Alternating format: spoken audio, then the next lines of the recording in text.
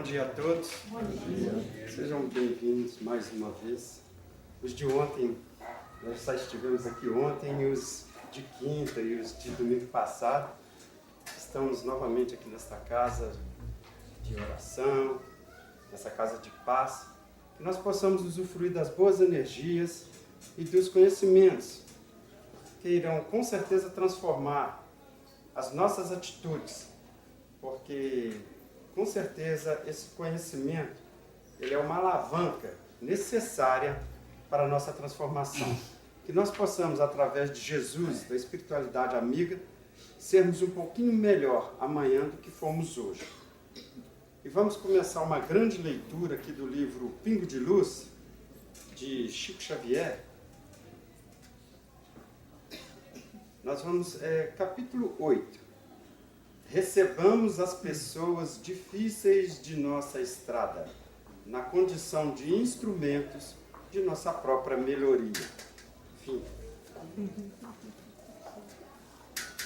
Agradecemos a Deus, a Jesus, a espiritualidade amiga, mais essa oportunidade de estarmos aqui juntos, com saúde, com bons olhos, bons ouvidos, pernas que caminham, corpo perfeito. E que,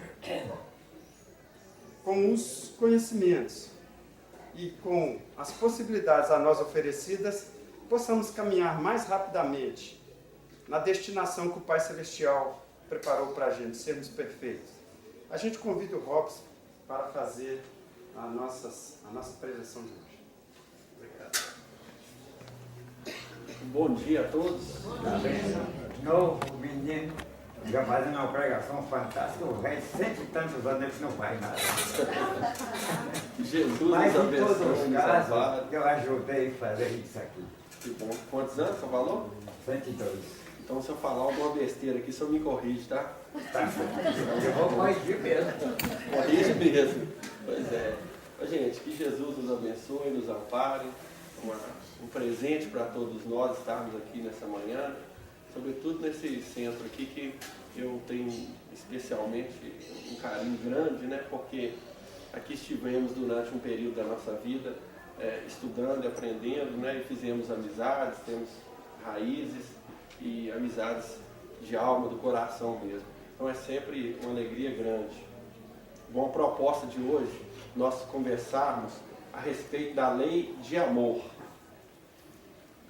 A segunda revelação, né? A lei de amor. E para iniciar, eu vou fazer uma pequena leitura aqui. Aliás, eu nem vou fazê-la toda, não. Só um pedacinho para nós balizarmos a nossa fala, que é uma pergunta do livro Consolador, de Chico Xavier, Emmanuel, né? Na questão 322, no capítulo 3º, que ele vai falar sobre amor, então faz a seguinte pergunta para Emmanuel. Há uma gradação do amor no seio das manifestações da natureza visível e invisível? E Emmanuel responde assim: sem dúvida, essa gradação existiu em todos os tempos, como gradativa é a posição de todos os seres na escala infinita do progresso. O amor é a lei própria da vida, e sob o seu domínio sagrado, todas as criaturas e todas as coisas se reúnem ao Criador dentro do plano grandioso da unidade universal. É a 322, a resposta prossegue, mas eu não vou ler o restante não, tá, gente? Então, isso aí, é dever de casa, né? Exatamente. Então, gente, olha bem, o Emmanuel começa a nos falar, né, que existe amor em tudo. Aí nós estamos falando de lei, né? É a lei universal que não rege o nosso país, não, nem o nosso planeta. É lei universal, rege o universo. Embora muitas vezes nós não consigamos identificar esse amor que está em toda parte. E à medida que nós estivermos inseridos nesse contexto de lei de amor, nós caminhamos bem.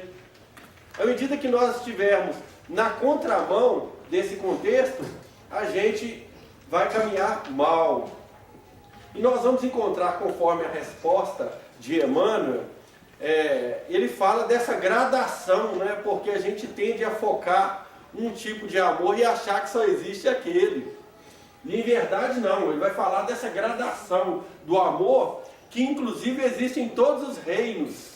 Todos os reinos. E ele fala a respeito do reino mineral, né? No seu aspecto de magnetismo, e a gente sabe que assim o é, e vai essa gradação para o reino vegetal, através da sensibilidade desse reino que nós observamos, a sensibilidade das plantas, né? Acumulado com o magnetismo, que é um processo de evolução, então do reino mineral, o vegetal traz o magnetismo e a sensibilidade. E para o reino animal, esse amor vai estar no aspecto extintivo, do instinto, mas com o acréscimo, o acúmulo do magnetismo do reino mineral, da sensibilidade do reino vegetal e agregado desse instinto que é um ensaio para a inteligência, né, no reino hominal, o qual nós estamos, e que de certa forma nós congregamos esse magnetismo, essa sensibilidade, né, nós congregamos do animal esse instinto e estamos nesse processo de inteligência, mas tudo isso como formas rudimentares do amor. Está muito filosófico, gente? Estou vendo todo mundo assim com semblante atento. O que esse menino está falando? É só para começar, viu, gente?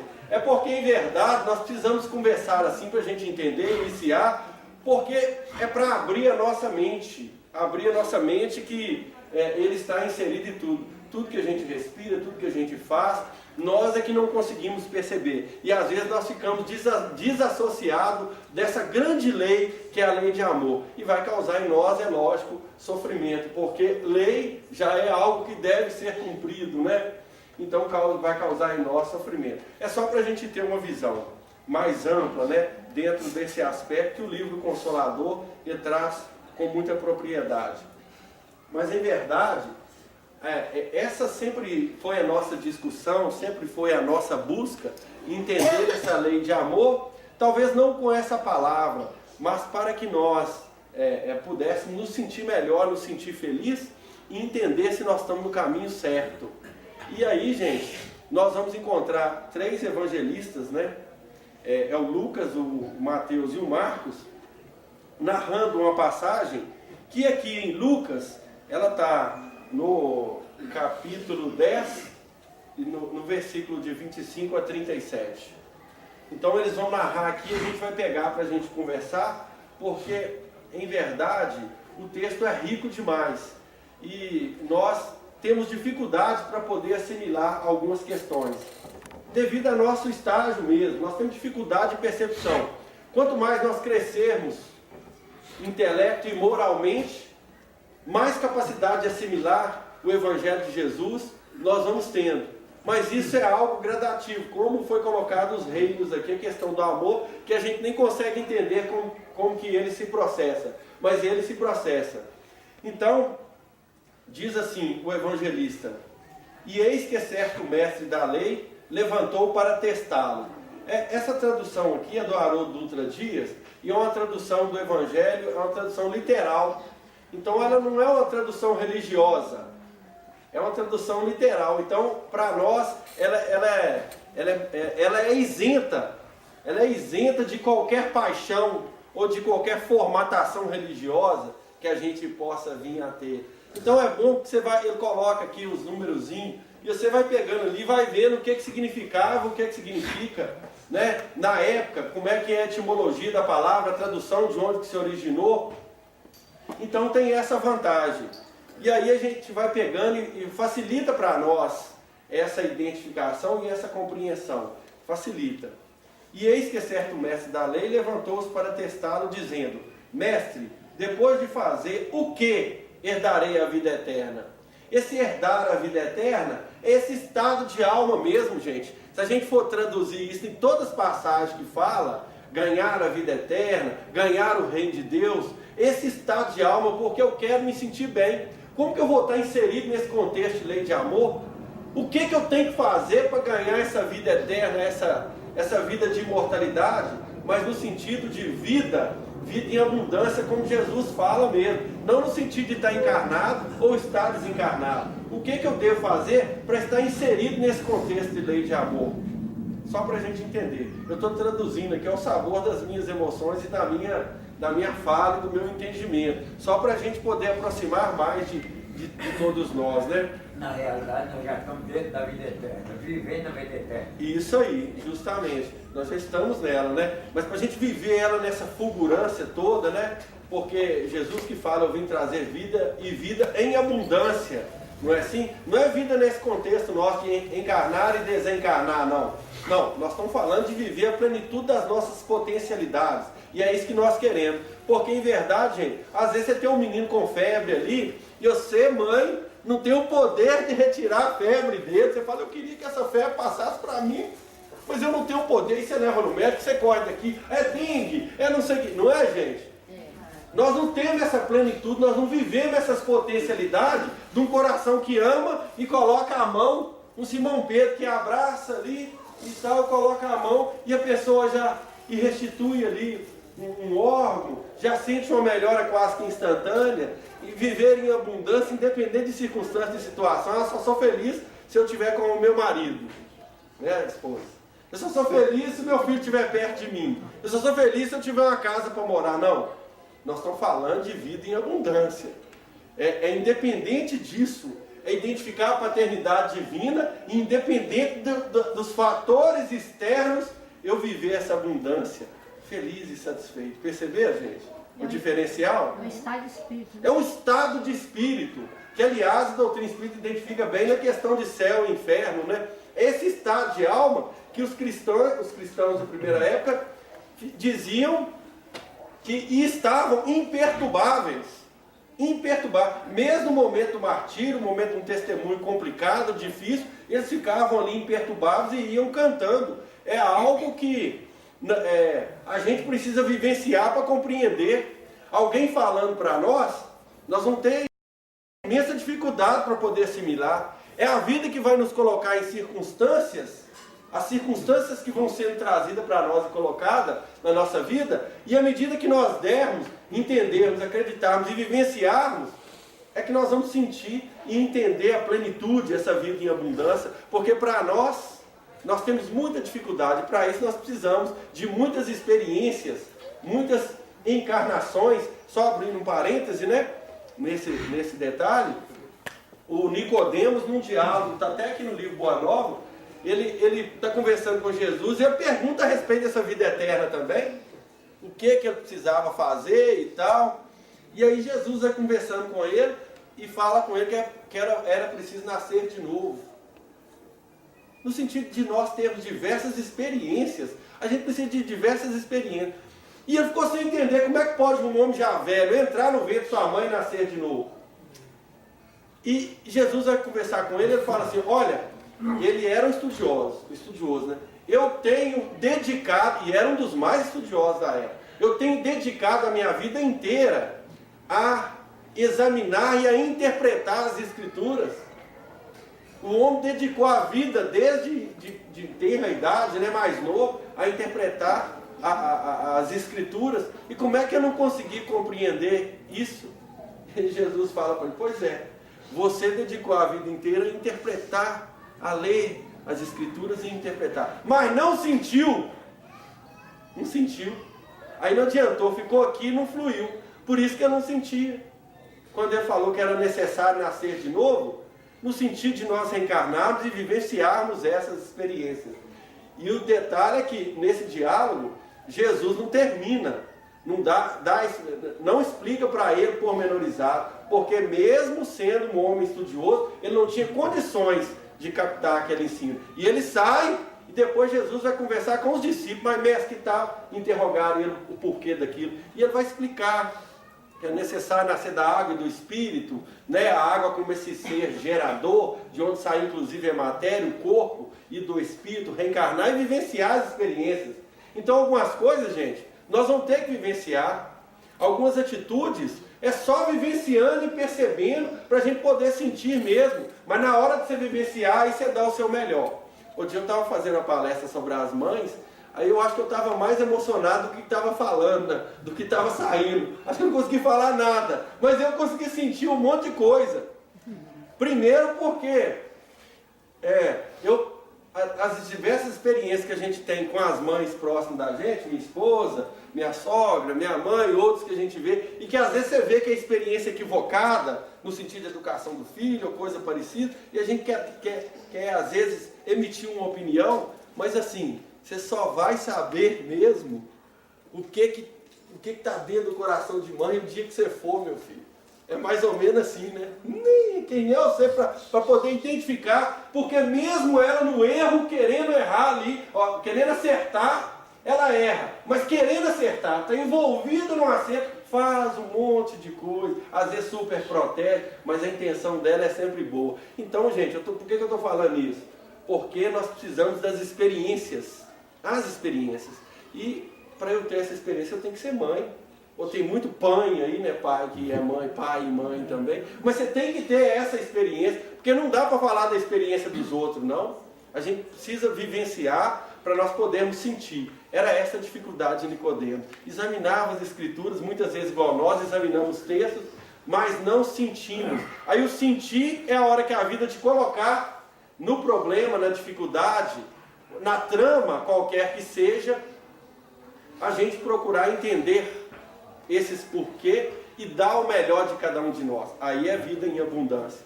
Mas ele prossegue falando assim, né? Para herdar a vida eterna, que é o que nós estamos conversando aqui. E Jesus pergunta para ele assim, o que está escrito na lei? E faz outra pergunta, fala assim, como lês? Porque uma coisa é o que está escrito, a outra coisa é o que a gente lê, porque cada um dá uma interpretação, gente.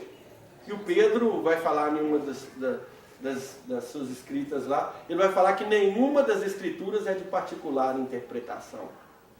Então, gente, cada um dá uma interpretação. Às vezes vai, mas está equivocado. Não, cada um dá a sua interpretação das escrituras. Agora, a vivência de Jesus não tem jeito da gente confundir, não é assim?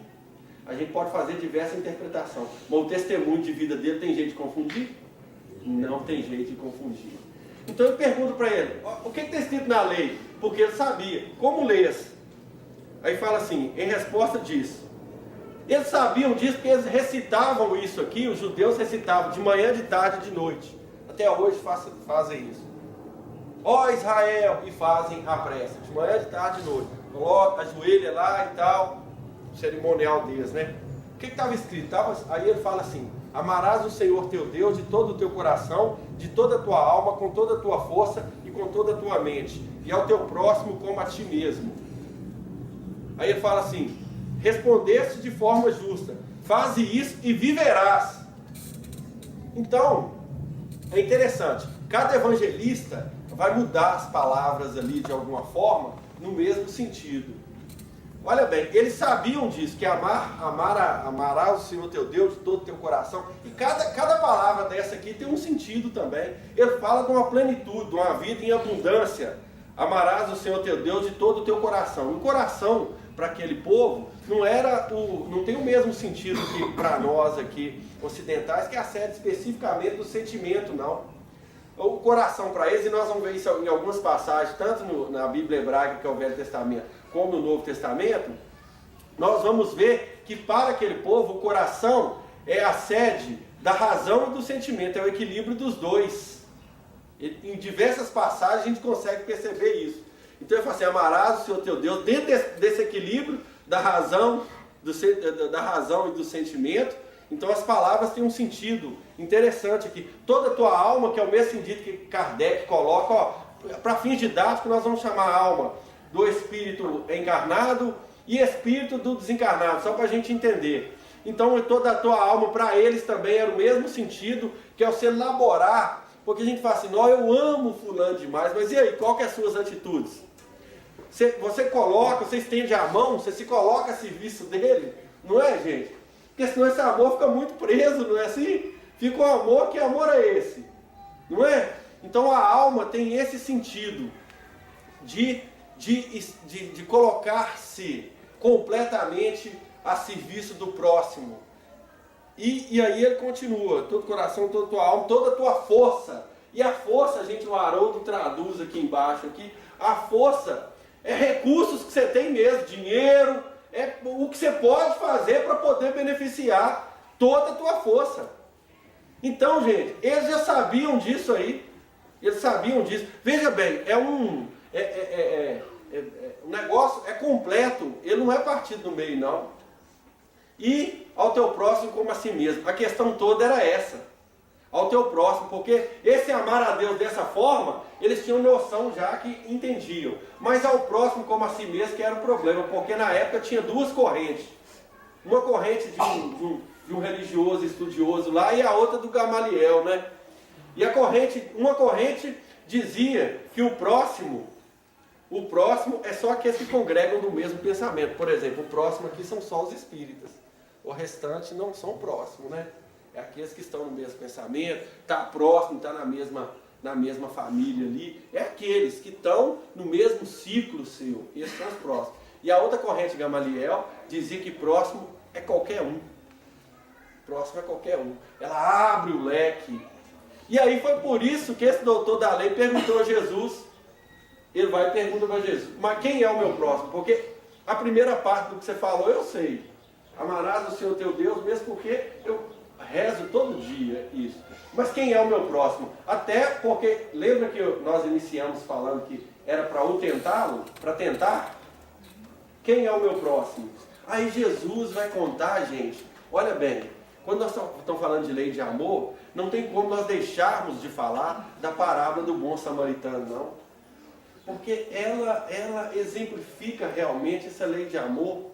Jesus vai e conta para ele a parábola do bom samaritano, que são os itens seguintes, né? Um homem que descia de Jerusalém para Jericó, caiu em poder dos salteadores, dos ladrões, desde aquela época já tinha, né? Você tem 102 vai anos. continuar por enquanto. Pois é, isso por enquanto ainda continua mesmo. O problema nosso não é o mal que está lá fora, que o ladrão vai pegar e vai, né? O problema nosso é o mal que está onde, gente? Dentro de nós. Então nós estamos pondo cerca elétrica, fazendo tudo, tem que pôr, gente. Cachorro bravo e tal. É bom tomar todos os cuidados, mas o mal que atrai isso tudo, o mal está dentro de nós. Esse é o grande problema, como o senhor falou. Vai continuar por um período, vai continuar mesmo. A gente precisa entender isso. Mas Jesus fala que é uma parábola, né? É uma história de um sentido alegórico, figurado, para a gente poder tirar um ensinamento. O homem descia de Jerusalém para Jericó, e isso também tem todo um sentido religioso, tá? Um sentido porque Jerusalém para Jericó, Jerusalém é a sede do Espírito. É onde se trabalhava o Espírito, as questões espirituais. E Jericó é o comércio, é o mundo. Então quando o homem desce o seu patamar de vibração, ele cai em poder dos ladrões, dos salteadores, ele está em situação difícil. Perceberam, gente? E aí eles vão falar que passa um sacerdote, não faz nada, né? Passa um levita, narra Jesus, e não faz nada, e passa um samaritano. E o samaritano... Era detestado. Detestado. Samaritano é duas tribos, de Judá e da Samaria. Uma não tolerava a outra. Inimigos mesmo. Essa tribo de Judá ficou tão famosa que esse nome judeu engoliu as outras, das 12. E tinha a Samaria do outro lado. Eram detestados. Tido como gente, né, que não merecia a menor consideração. E ele vai contar justamente para esse que detestava o samaritano, a pessoa boa da parábola era quem ele detestava.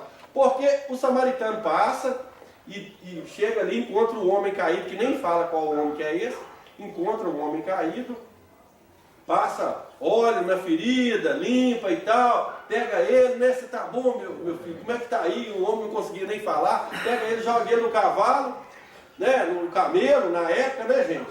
E pega e joga e leva para a hospedaria. Lá ele trata do homem durante um período, mas ele tem que prosseguir a sua viagem. Esse samaritano fala para o dono da hospedaria lá que, olha, eu vou deixar ele aqui, ele está em processo, está convalescente, está melhorando, mas pode ser que ele precise de mais ajuda aí, mais trato. Então eu vou deixar um dinheiro aqui, e se depender E se quando eu voltar, você tiver gasto mais, eu te restituo. Né? Aí ele vai e termina perguntando para esse homem, qual desses três parece se tornar o próximo do que caiu nas mãos dos assaltantes? Ele diz, o que praticou a misericórdia com ele. Disse Jesus, vai tu do mesmo modo, tu, do mesmo modo, fazer o mesmo, praticar a misericórdia. Então está inserido no contexto da lei de amor, não tem como nós deixarmos de falar, porque veja bem, gente, como é que exemplifica bem, né? Primeiro ele começa falando, amarás o Senhor teu Deus todo o teu coração, né? Com toda a tua alma, toda a tua força. E aí ele vai contar a parábola do bom samaritano. Você vê que o samaritano amou com todo o seu coração, sim, porque é o equilíbrio, né, entre uma coisa e outra. Ele não chegou de qualquer maneira, não começou a chorar em cima do homem, ai meu Deus do céu, quem será que fez isso? Não, nada disso. Um processo de equilíbrio, ele percebeu a dor alheia e percebeu que ele podia fazer uma coisa a outra. Misericórdia, né? A miséria do outro atingiu a córdia dele, o coração. E ele foi com equilíbrio e fez a tua parte, com toda a tua alma. Claro que ele envolveu ele próprio. Ele podia, se na época tivesse telefone celular, ligar, gente, vem buscar um aqui que tem um caído aqui. Mas não tinha, né? Manda recado para alguém vir buscar que eu estou com pressa. Manda um mensageiro para alguém, tem alguém caído na estrada aqui. Não, ele próprio, lembra do que é a tradução, né? Com toda a tua alma, que é o Espírito encarnado, se envolver, você mesmo se envolver com a dor do outro, que é fácil às vezes tirar e mandar fazer, mandar pagar. Não, mas você envolver é diferente. Ele não envolveu com a dor do outro, não pegou ali, não passou óleo, azeite na ferida, não levou. Não é assim, gente? E com toda a tua força, não fez isso também? Tirou do seu recurso que tinha, a força que tinha, o dinheiro que tinha, pagou e falou, se depender eu pago mais. Então, aí ele vai perguntar quem é seu próximo e sabiamente o homem fala aquele que usou de misericórdia. Será que nós temos condições de fazer isso agora? Pois é justamente a pergunta que eu ia fazer. Olha bem, a pergunta não é quem é meu próximo, a pergunta é eu sou próximo de quem?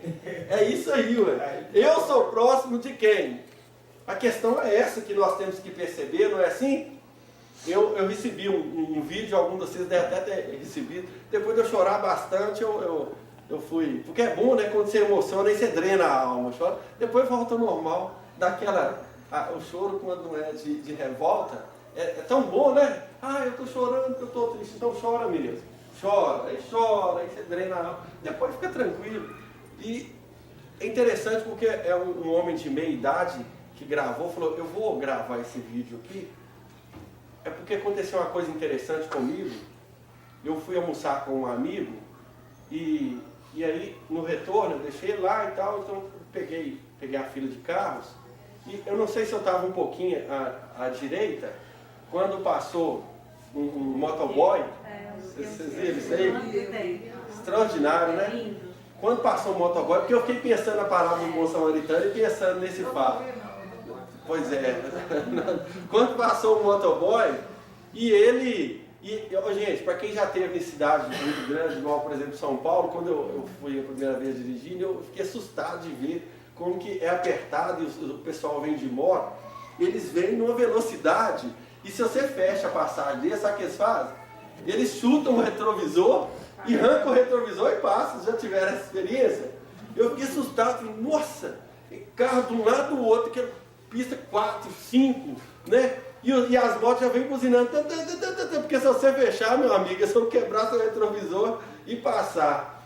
E aí esse homem gravando, e ele falou, ele começa a falar, né, que aí ele deixou o amigo dele depois do almoço e pegou essa filha e o carro, ele não sabe se o carro dele estava um pouco para a direita, veio um motoboy desse e meteu o pé no retrovisor dele.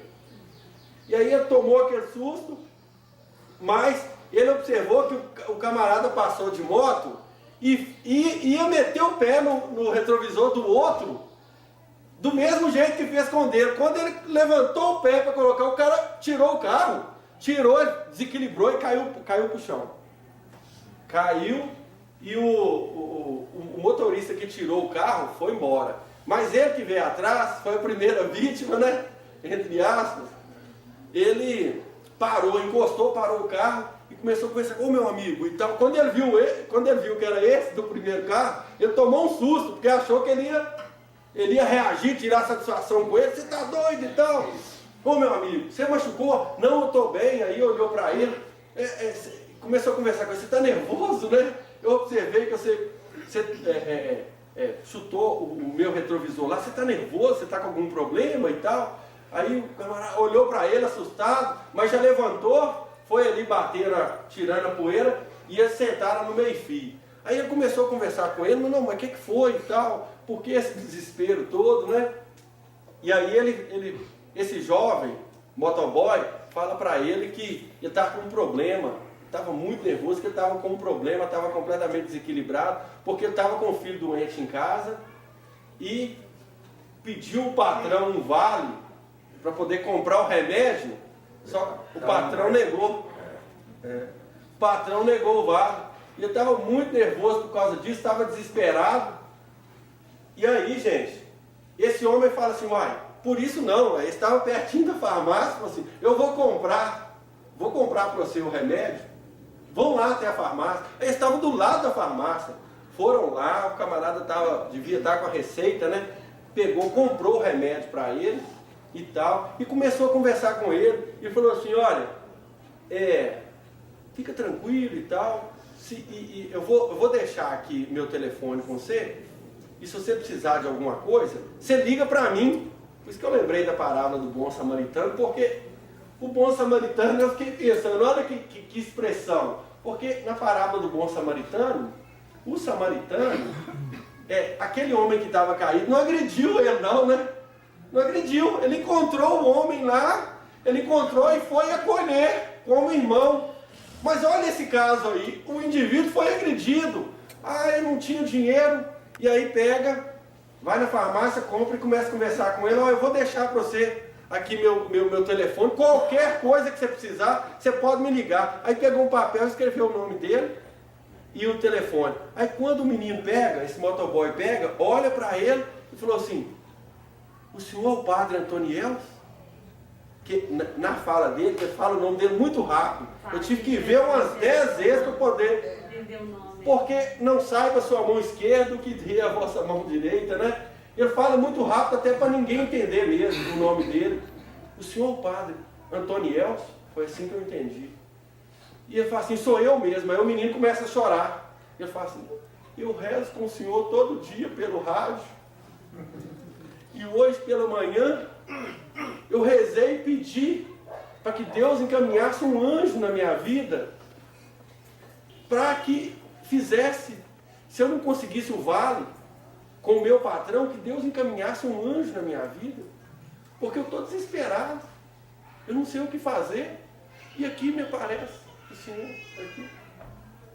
E ele fala chorando copiosamente. E aí ele agradece a Deus, ele termina o vídeo agradecendo a Deus, porque Deus lhe deu essa oportunidade de ser doador. Então a pergunta da parábola do bom samaritano é essa aí, gente. Nós estamos tendo a oportunidade, dia após dia, de sermos doador. A hora que você chega perto de alguém, você deve se perguntar, eu vou ser próximo de quem aqui? De quem? Muitas vezes está do seu lado, dormindo com você na cama. Né? E aí, não é, gente? E é essa pergunta que a gente deve fazer. Eu vou ser próximo de quem? Para estar inserido, estar envolvido nessa lei de amor, que ela abraça o universo inteiro. Não precisa a gente sair para longe, né? Nada disso. A vida vai nos colocar nas experiências necessárias para o nosso crescimento. Mas a gente precisa saber identificar, porque se fosse qualquer um de nós numa experiência dessa, o indivíduo já passou e já chutou o seu retrovisor, automaticamente já vai surgir em nós um antagonismo, uma energia diferente, e nós vamos ver naquela pessoa um inimigo, não é assim? Nós vamos olhar e ver um inimigo. Só que a lição que Gilberto leu aqui inicialmente, né, Gilberto? Uma frasezinha, né? As pessoas difíceis, os parentes, né? Ou as pessoas tão difíceis ao nosso redor, são sempre oportunidade de crescimento para cada um de nós. Sempre será oportunidade de crescimento. O Jesus que a doutrina espírita nos apresenta não é aquele Jesus mais crucificado. Acabou, gente. Não tem nada daquilo. Como o Honório falava, né? O Jesus é um irmão mais velho que vem agora com experiência, nossa, infinitamente maior do que a nossa, exemplificar o amor aqui na terra. E, em verdade, ele vai fazer um convite individual para cada um de nós. O convite é individual, não é um convite que vai vir pelo correio, não é um convite que vem, né, no telefone, estou te convidando para isso, não é um convite que alguém te fala. Ele não é um convite expresso, não. Ele é um convite individual e silencioso para cada um de nós. Para nós podermos, na medida das nossas forças, vivenciarmos essa lei de amor de acordo com aquilo que a gente pode. Mas entendendo essa paternidade divina, entendendo, sentindo parte de todo esse universo, entendendo o outro, entendendo a dificuldade do outro, tendo um olhar de misericórdia para com o outro, esteja ele onde estiver, em qualquer posição. Então, não é aquele Jesus mais crucificado, é um Jesus vivo fazendo um convite individual a cada um de nós. Todo momento da vida. Todo momento. É isso que a doutrina espírita vai nos explicar, gente, nos aclarar a nossa mente, nossa maneira de ver, que nós estamos recebendo o convite individual, seja ele em qualquer circunstância que seja. Muitas vezes ele vem através de um parente difícil, não é? Geralmente não são os maridos. Os maridos são mais tranquilos, né? Foi quem? Foi o Toninho, que é sobrinho do Honório, né? Essa família dos Onofre aí, esses missionários que vieram, esses estudiosos, ele é cunhado do Samuel, já veio aqui fazer palestra várias vezes. Samuel, Ismael. Samuel, Ismael, aqui é a turma lá. Aí o Toninho estava lá fazendo o estudo minucioso com a gente lá, aí ele falando da passagem de Zaqueu. Zaqueu sobe no sicômoro, que é uma árvore, para poder ver Jesus, porque ele era pequenininho, estatura baixa, né? Ele sobe no sicômoro, que é uma figueira brava. Ele vai fazer essa comparação, que a gente tem algumas figueiras bravas do nosso lado também. Tá cheio. Tá cheio de figueira brava. Aí eu falo assim, eu tenho um cunhado que é uma figueira brava. Ele estava falando do Samuel. Ele estava brincando, Samuel é um canto. Que é uma figueira brava. Mas eu tenho que fazer igual Zaqueu. Subir nessa figueira brava. Se essa figueira brava subir, servir para eu subir nela e ver Jesus, isso aí já está bom demais. Achei a metáfora extraordinária.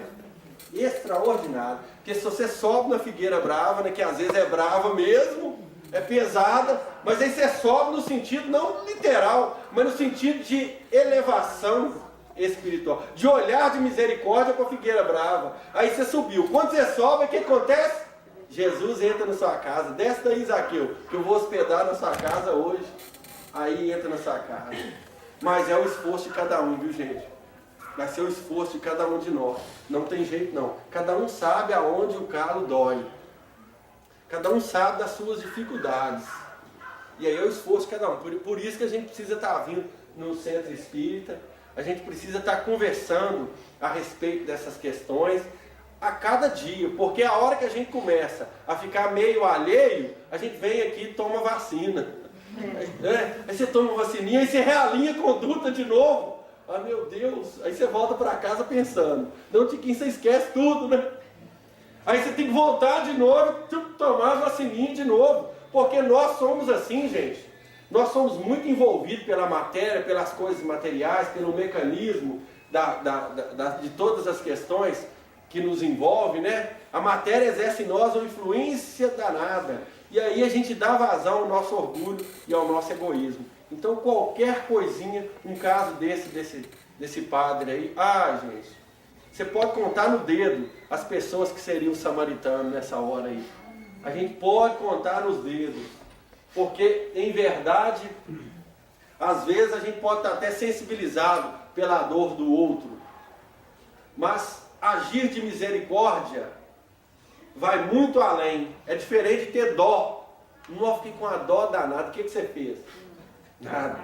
Só fiquei com dó. Misericórdia, aí não resolveu muito não, tá, gente? Misericórdia é diferente. Porque aí você envolve, você vibra bem para o outro.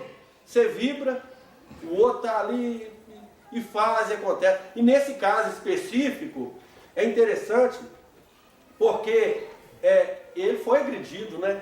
Ele foi agredido. Então ele foi provocado, mas ficou com a sua paz. Ele conservou a sua paz. Então manter esse equilíbrio no mundo de provas e expiações, porque nós somos, gente, espíritos desequilibrados. Vocês têm dúvida disso? Não. Nós somos espíritos desequilibrados. Pode ter certeza disso. Você sai aqui no equilíbrio, tranquilo. Você chega ali na via pública. Você já entra numa outra vibração. Aí você chega, não, tem que fazer comida rápido, cheguei. Às vezes quem está lá em casa nem fez, né, nem adiantou. Você nem adiantou as vasilhas para mim, fulano. E aí você já começa a desequilibrar. Não é? Ô, gente, é impressionante como é que a gente é espírito desequilibrado. Nós estamos nessa luta. E é natural isso aí, gente. É natural na fala de Pedro lá, né? Jesus perguntando, o que eles falam que eu sou? Aí Pedro fala, não, tu és o Filho de Deus, o Cristo vivo e tal. Estava numa sintonia, né? E aí no diálogo para frente, Jesus fala que estava chegando a hora e tal. Então ele fala, nós não vamos deixar, Senhor. E ele afasta de mim, Satanás. Jesus fala com Pedro, meu Deus do céu. No mesmo diálogo que Pedro estava na sintonia lá no alto, já desceu, caiu, foi lá embaixo. E somos nós, gente. Somos nós. Então na sintonia boa, e basta ter uma dorzinha de cabeça, né? Uma dor de cabeça, aí você fica nervoso, uma alteração hormonal. As mulheres podem falar isso bem, né? O quanto que mexe, não é? O quanto que mexe com o estado psicológico, né? O quanto que mexe com... não tem paciência, pedir paciência. O quanto que mexe isso aí tudo com a gente. Nós somos, gente. Nós temos de reconhecer isso, não é? Às vezes em outro segmento religioso vai falar que o povo está aqui é um povo escolhido. Na doutrina espírita é o contrário. E a gente fala, somos os piorzinhos da turma, tá? Nós somos espíritos equilibrados. Isso, pois é. É o contrário, gente. Ninguém vai ficar vangloriando nada. A gente sabe. Questão 101 do livro Espírito. Espírito de terceira ordem. Predominância da matéria sobre o espírito e predominância do mal. Isso é o que caracteriza os espíritos de terceira ordem, que somos nós. A gente sabe. Entretanto, nós estamos na luta, na boa luta, e a doutrina espírita vai dizer que nós não seremos avaliados pelo tanto de coisa que nós fizemos, não. É pelo esforço em domar as nossas más inclinações. A gente vai esforçando para domar nossas más inclinações. O primeiro processo é identificá-las, né? Porque se eu não identificar, eu vou achar que eu sou uma pessoa boa. Não preciso mais nada não, eu sou uma pessoa boa. Se eu não identificar que eu sou orgulhoso, egoísta, que eu cuido só dos meus ali, igual a galinha com pintinho, né? Só os da minha família, a galinha está lá cuidando, abre a asa, os pintinhos amarelinhos, que as cabecinhas bonitinhas, fica tudo ao redor dela. A hora que vem um pintinho de outra galinha, o que ela faz? Um pau nele, né? Dá aquelas picadas, sai. Mais ou menos nós assim, nós estamos nesse processo. Hoje inserido nesse contexto familiar, que é importante, o livro do Espírito fala, né? Se não tivesse essa questão da consanguinidade, seria para nós a recrudescência do egoísmo. Nós seríamos muito mais egoístas do que nós somos. Porque na família a gente aprende a dividir. Com as pessoas a gente aprende a dividir, e a gente fica... Imagina a mãe recebendo um filho, seja ele na consanguinidade ou não, gente. Imagina a ligação que é de um pai com um filho, de um irmão. Olha o quanto que isso é forte para nós hoje, não é? É forte demais se amamentar ali. É algo muito profundo. E nisso aí a gente vai nesse processo de doação, de fazer, de receber, porque em verdade, nesse mundo de provas e expiações, no mundo onde o mal ainda predomina, a única defesa que nós temos é a prática do bem. A única defesa que a gente tem. Não adianta. Você pode fazer qualquer coisa, gente. Esse padre que tomou essa atitude aí, gente, ganhou méritos. Eu não queria nem falar o nome dele, porque é o não saiba a sua mão esquerda o que fez ou que dê a sua mão direita. Não é? Ele, talvez aquilo para ele não teve esforço nenhum. Ele não esforçou de maneira nenhuma, sabe por quê? Ele nem se tocou com agressividade. Quando alguém agrediu ele, nem se sentiu vítima. Ele olhou e deve ter pensado, não, ele deve estar com algum problema. Sabe por quê, gente? Porque ele está fazendo isso no dia a dia. Então o Espírito Emmanuel vai falar aqui no livro Consolador que a disciplina antecede a espontaneidade do amor. Hoje nós vamos esforçar. Você está com vontade de brigar, mas você não briga. É um esforço, não é? É igual o Emerson fala, o Emerson Pedestal, já veio aqui várias vezes, eu falo nas palestras dele. Camarada buzinou no outro lá no trânsito, lá xingou e tal, aí veio para casa espírita fazer a palestra. Aí está fazendo a palestra lá, o que xingou todo estava ouvindo.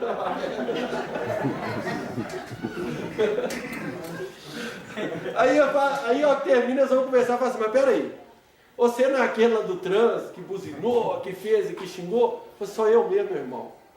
Sou eu que sou aquele mesmo. E eu só buzinei, xinguei, fiz tudo, sabe por quê? Porque eu sou espírita. Porque se eu não fosse, eu tinha te matado. Então, eu só fiz isso porque eu sou espírita. Eu estou na luta. Eu estou lutando. Vai chegar uma hora que eu não vou fazer isso mais. Eu vou conservar, como esse caso que nós citamos, a minha tranquilidade. Vai chegar um caso que eu vou fazer uma prece para aquele que me agrediu, me xingou. E vai chegar uma hora que mesmo o outro me agredindo, eu vou amparar ele com olhar de misericórdia, como foi o caso desse senhor, desse padre. Vocês perceberam, gente? O negócio é gradativo. Então, a única coisa que nos dá segurança, que vai nos proteger dos males, são as nossas atitudes no bem, nosso desejo de estar inserido nesse contexto de lei de amor. Se nós tivermos esse desejo de estar inserido, de dar o nosso melhor, você pode errar o máximo, do jeito que foi. Gente, e outra coisa, cometeu um erro, uma dificuldade, um deslize, olha, é dali para frente. Não fica com sentimento de culpa remoendo, o que eu fiz, eu sou indigno. Já fiz. Acabou, agora é dali para frente. Era melhor não ter feito. Era melhor não ter feito. Você fez, gente, é dali para frente. Porque a lei, ela vai te dar oportunidade de você ressarcir, reconciliar com seu adversário. A vida vai te dar oportunidade. Agora, se você fica com aquele complexo de culpa, nossa, eu fiz aquilo, fez, está feito. Se você matou, se você abortou, certo? Se você deu prejuízo ao outro, já era. Fez, está lá atrás. É da agora para frente que você renova seus conceitos, sua vontade de não fazer de novo, sua atitude no bem é da agora para frente. Porque se você fica nesse processo aí, de autocomiseração, né, dó de si mesmo, aí é porta aberta para obsessão. Olha lá no livro Missionários da Luz, para vocês verem, um caso lá interessante da mulher que tinha, fez mal para os filhos dela lá. Quando ela chega lá nesse plano espiritual, tinha alguns espíritos que se arvoravam em juiz, julgador, começa a conversar com ela e fala assim, o que você fez, nem uma loba, um animal faz com os filhos.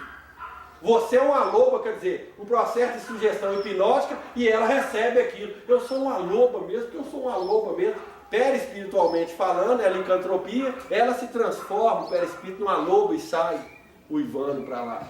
Claro que conserva a sua intimidade no reino nominal. Nós estamos falando de perispírito, que é moldável, é plástico. E ele se transforma a ação do nosso pensamento. Vocês perceberam, gente, como é que não dá para ficar com complexo de culpa? Sentimento de culpa? Não dá. É procurar daí para frente. É procurar caminhar melhor daí para frente. Mas o que passou, passou. Já era. Ficou. A única defesa que nós temos é efetivamente nossas ações no bem, de coração mesmo. E ele fala, gente, ele fala, né? Aí o não saiba sua mão esquerda o que dê a vossa mão direita. Pensa bem nessas questões, por isso que o padre nem diz o nome dele, mas pensa bem nessas questões. Na verdade, isso para ele é automático. Não saiba a sua mão esquerda o que fez a sua mão direita. Não está falando para o outro, não, para o outro não ficar sabendo da sua ação, não. Nem você vai tomar conhecimento da sua ação, própria ação no bem, perceberam? Perceberam? Nem você toma conhecimento da sua ação no bem, porque para você ela é automática. Natural. Natural. Primeiro um processo de disciplina, já que a disciplina antecede a espontaneidade do amor. Depois, quem ama, ama. Apesar do verbo ser transitivo direto, não é? Professor de português de plantão.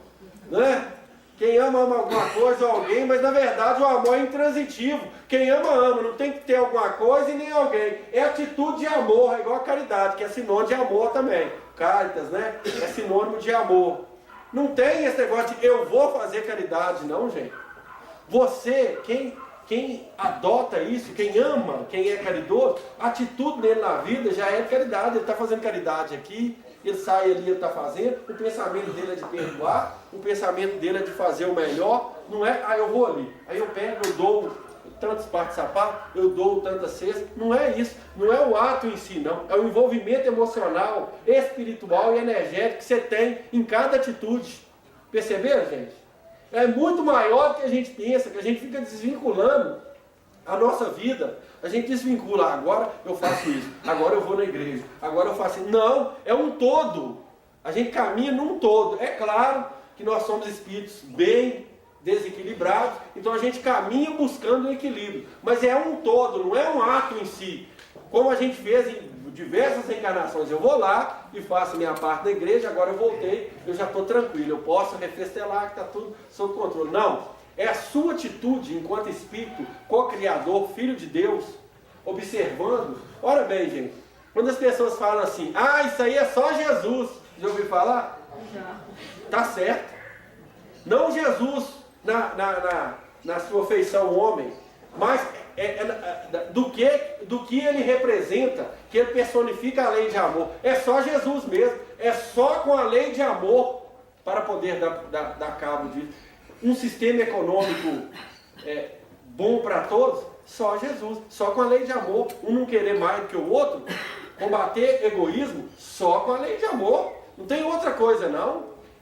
Que começa na intimidade de cada um. É cada um, não é o outro não. É cada um, é você consigo mesmo. A luta é individual, porque vocês lembram que nós falamos que o convite do Cristo é individual para cada um de nós? É bem individual, gente. Porque senão nós vamos ficar com um monte de cristalizações, de dificuldades do passado, e vai gerar sempre transtorno para nós. A nossa defesa é a prática do bem. É o renovar atitudes a cada dia. Esse convite que Jesus está fazendo, ele está falando assim, a partir de agora então, renova a sua atitude, renova, é a partir de agora, esse convite é assim, é nos conclamando a renovar a atitude, e à medida que nós vamos renovando, essa é a nossa defesa. É aquele senhor, que foi buscar a lenha, era um matuto, e aí ele sempre passava lá no benzedor, no médium, para saber como é que estava, e o médico falou assim, não vai hoje não, que a situação, hoje eu não vejo coisa boa para você de jeito nenhum. Aí ele, será? Mas eu preciso buscar as leis e tal. E ele vai assim mesmo. Ele pega lá um cantil de água e um pão. E vai levando. No meio do caminho ele encontra um outro rapaz que estava voltando. Eu estava aqui perdido, estou morrendo de fome e tal. Você não tem nada para comer aí não? Ele falou, só tem um pão. Eu vou ficar o dia inteiro. Ele pensou, né? Mas ele pegou ali e deu o pão. E foi, buscou o feixe de lenha e voltou. Voltou com o feixe de lenha, passou na casa desse benzedor lá, esse médium, né? E falou com ele assim, eu fui, graças a Deus, eu fui, não aconteceu nada. Falou, mas não é possível, eu previa, eu via que poderia, que tinha coisas pesadas, mas me conta como é que foi essa trajetória daqui para lá. Falei, não, fui tranquilo, não teve nada não. Lembrei, no meio do caminho, tinha um senhor que me pediu passou, ele estava já perdido no meio do mato, ele pediu um pão, aí eu peguei a merenda que eu tinha levado e dei para ele. Aí esse benzedor deixa eu ver seu feixe de lenha aqui. Abriu o feixe de lenha, tinha no meio dele uma cobra das mais venenosas morta no meio dele, no meio das lenhas. Aí ele fala, bom, eu falei com você que aconteceu uma coisa de ruim. Eu não tenho culpa se esse povo do lado de cima lá, eles conseguem mobilizar recursos por causa de um pedaço de pão. Você sensibiliza por causa de um pedaço de pão, aí eu não tenho culpa não. Porque eu tinha certeza. Ô, gente, mais ou menos assim na nossa vida, tá? Mais ou menos assim. É uma história, está num dos livros, Contos de Apolo, Contos e Crônicas, eu não lembro não. Mas está num desses aí, de Irmão X. Gente, nossa vida é mais ou menos assim. É dessa forma, é desse jeito. A única defesa que nós temos é o nosso olhar de misericórdia com o outro, nossa atitude no bem, em qualquer lugar que nós estivermos. Nós não temos mais defesa nenhuma, a não ser essa. Porque a hora que você faz isso, você está inserido no contexto da lei de amor. Aí essa energia, ela flui, ela vai fluir tão sutilmente e numa leveza tremenda para cada um de nós. A hora que a gente faz isso. A hora que nós não fazemos, agimos egoisticamente em nosso bel prazer. A hora que a gente não perdoa, aí a gente barra a energia do amor. A gente barra. Então a gente não ganha defesa, ao contrário, a gente ganha dificuldade para despertar para os nossos problemas. O Haroldo conta um caso que ele estava conversando com alguns companheiros que fazem terapia de regressão de vidas passadas, consciente, responsável, não aquela para somente satisfazer curiosidade, mas alguns casos complexos em que eles usam.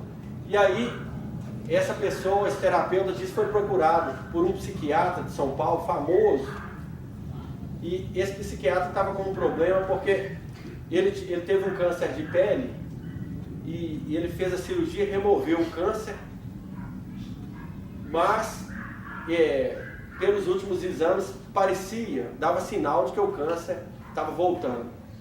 E aí ele também entendia que, na verdade, a sua mente, a sua atitude, muitas vezes doentia, é que estava propiciando e ensejando para que aquele câncer voltasse. Isso era importante, esse aspecto de entendimento dele, a ponto de ele procurar esses recursos.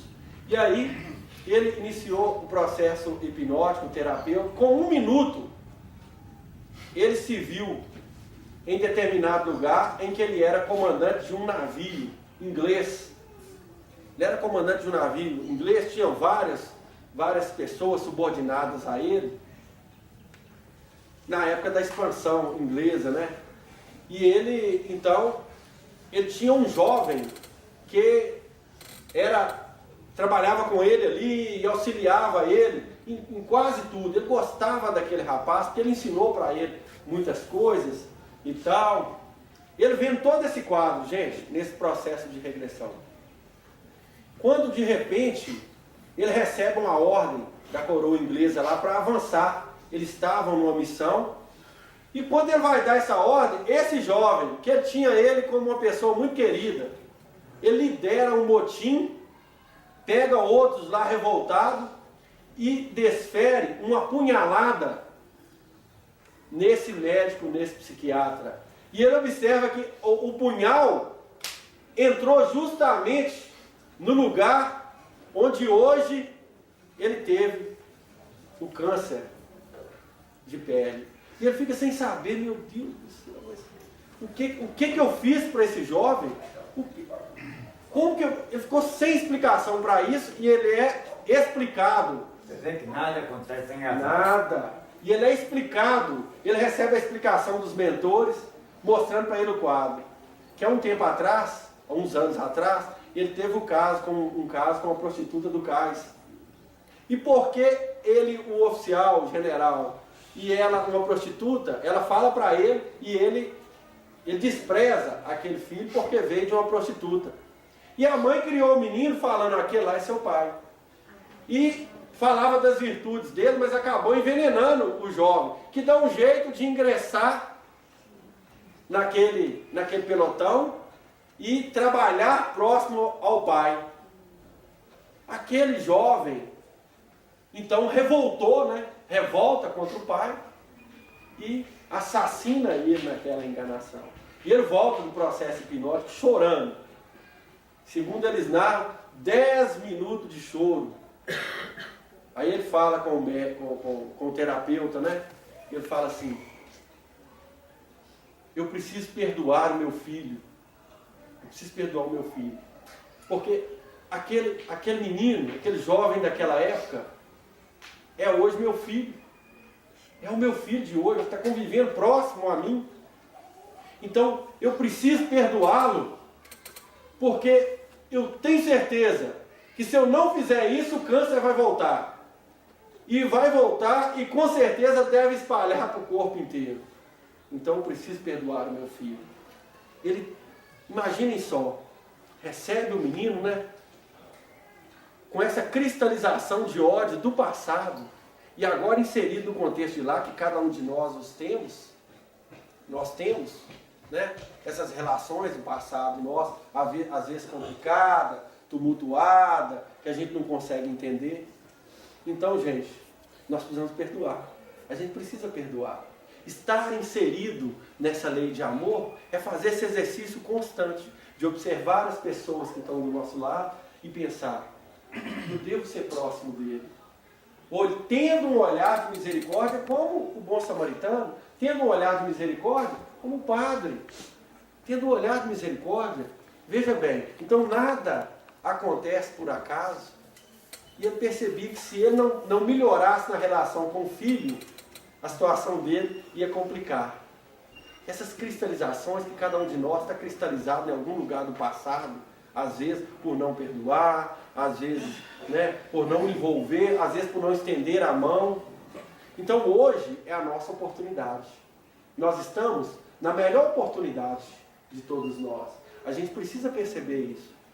Nós estamos agora com a melhor oportunidade. Nós estamos dotados de todos os recursos, conforme narra o livro Justiça Divina. Fala assim: ó, Deus nos dá tudo, todas as oportunidades. Só pede que a gente nos identifique como Criador e que multiplique isso, estendendo a mão para aqueles que estamos encaminhados, todos nós, estender a mão. E termina falando assim: o céu vai começar dentro de nós. Então quem não está vivenciando o céu aqui agora, né, eles afirmam, o Emmanuel vai afirmar que o céu começa dentro de nós. E o inferno tem exatamente o tamanho da nossa rebeldia. Quanto mais a gente rebela com a providência divina, com aqueles que estão do nosso lado, com o serviço que tem, com a cidade que mora, com a coisa que tem, com o cabelo que tem, com o corpo que tem, quanto mais a gente rebela, mais nós estamos vivenciando o inferno. É o tamanho da nossa rebeldia. Que Jesus nos abençoe e nos ampare. Quando é que nós vamos chegar onde você está chegando?